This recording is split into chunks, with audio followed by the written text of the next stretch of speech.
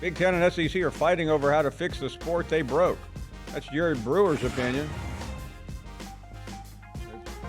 Yeah, a lot of money still being made. These are the average price per ticket. Pac-12. Yeah, SEC means more dollars out of your credit union account. And there really is some breaking news, not the fake news I gave you at the beginning of the show. CFP Committee is going to use enhanced metrics.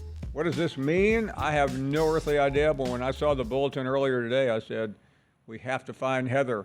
Have we found her? I don't know. There she is. Heather.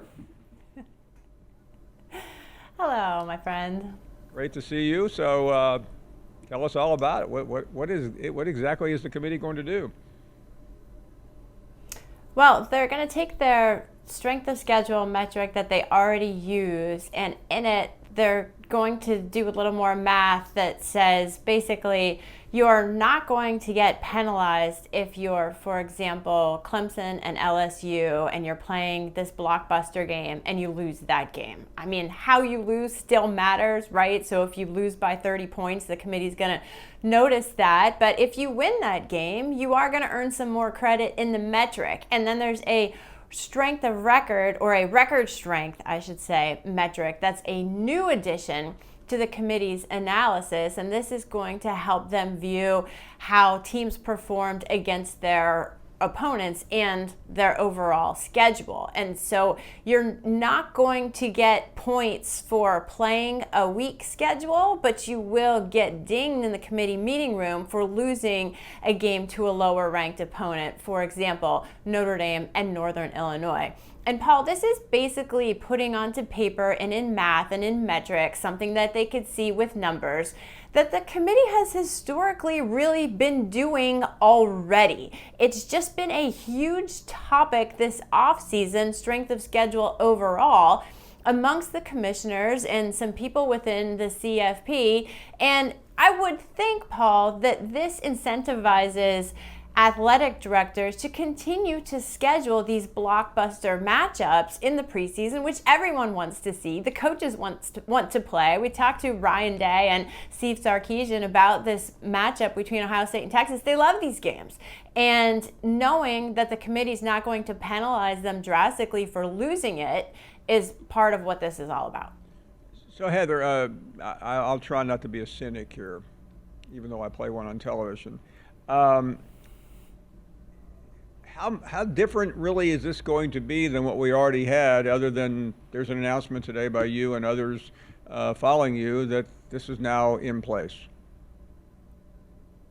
It's not drastically different. I feel like it's more peace of mind for people to know that it's part of the computer math metric that they use when they pull it up on their screens to compare these teams. But it's also common sense that human beings have been using as they've been watching these games play out. If you're Notre Dame and you lose to Northern Illinois, that's bad. It's going to haunt you all season long, and you have to be near perfect the rest of the way to compensate for it.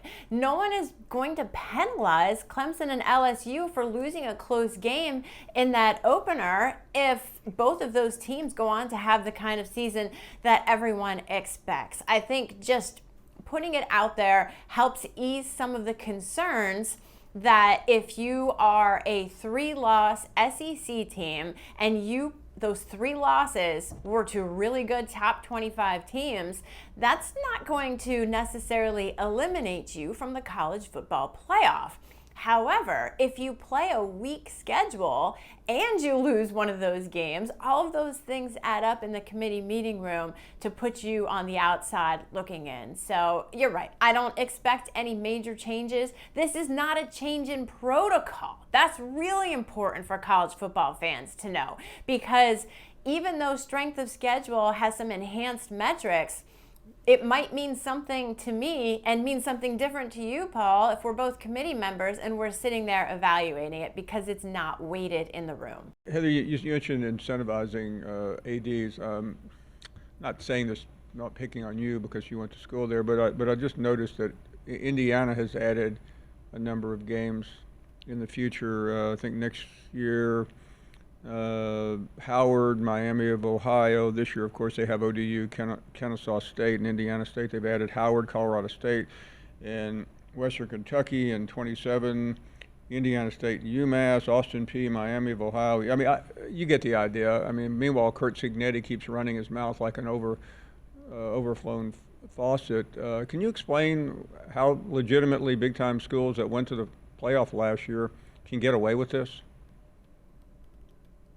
Well, the one thing that is important to remember is that if you're playing a weak schedule, I think one thing we learned last year is you better win convincingly, because at some point, sheer dominance is hard to ignore.